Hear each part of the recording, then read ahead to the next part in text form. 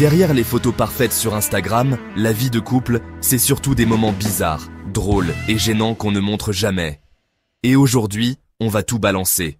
Au début, c'est Antoine et Léa. Sobre, adulte. Mais très vite, ça dérape. Mon chaton, ma crevette grillée, mon cornichon d'amour. On invente des surnoms improbables, et ça devient normal. En privé, c'est votre langage secret. Le vrai danger?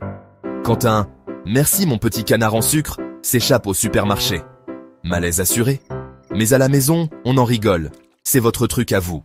Un jour, la voix de bébé débarque sans prévenir. Tu veux un petit câlinou, mon petit bébé d'amour? C'est ridicule, mais ça devient votre dialecte secret. Le vrai stress? Ne pas la laisser sortir devant les autres. Un petit bibou échappé en public et c'est la honte. Mais c'est la preuve que vous êtes vraiment à l'aise ensemble. On se dit qu'on n'est pas jaloux. Jusqu'à ce que l'autre sourie à son téléphone. Tu regardes quoi? Oh, rien. Et là, c'est parti pour le stalkage passif, on observe discrètement. On analyse chaque like, chaque story. On devient agent secret du dimanche. On ne dit rien, mais on note tout.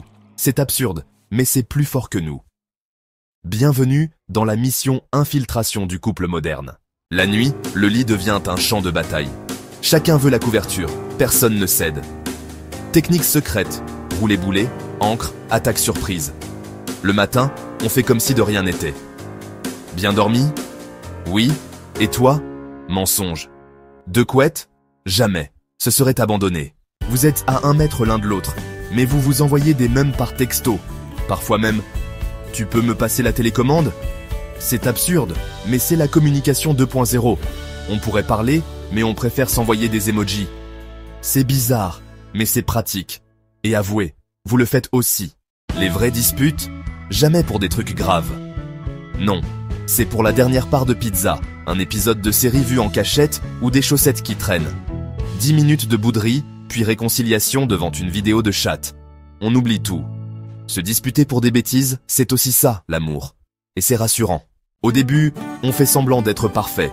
Puis un jour, un pet s'échappe. On rigole, et c'est la fin du glamour. Les tabous tombent, boutons, poils, toilettes ouvertes. C'est dégoûtant, mais c'est la vraie intimité.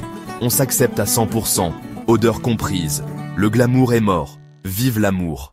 Parfois, on ne résiste pas, on va voir le profil de l'ex. En mode ninja, sous la couette, luminosité au minimum.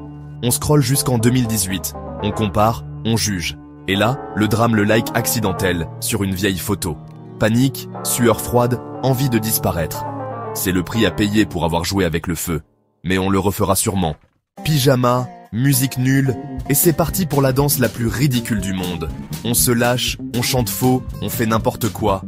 Personne ne juge, c'est votre moment. C'est moche, mais c'est du pur bonheur. On oublie tout, on rigole comme des gosses. C'est ça, la complicité. 3 jours collés, puis séparation de 15 minutes pour aller chercher du pain. C'est l'angoisse. On envoie un texto au bout de 7 minutes. T'es pas mort? Quand l'autre revient, c'est la fête. C'est ridicule, mais c'est la preuve qu'on s'est habitué à sa présence. Être ensemble, c'est devenu la norme. Être en couple, c'est pas que du glamour, c'est surtout des moments absurdes et drôles. Si tu t'es reconnu dans au moins 3 de ces situations, bienvenue au club. Si t'as tout coché, c'est soit l'amour ultime, soit un bug du système. Raconte-nous tes anecdotes en commentaire, abonne-toi, partage avec ton ou ta partenaire. Et surtout, garde bien ta couverture cette nuit. À bientôt pour d'autres vérités sur la vie à deux.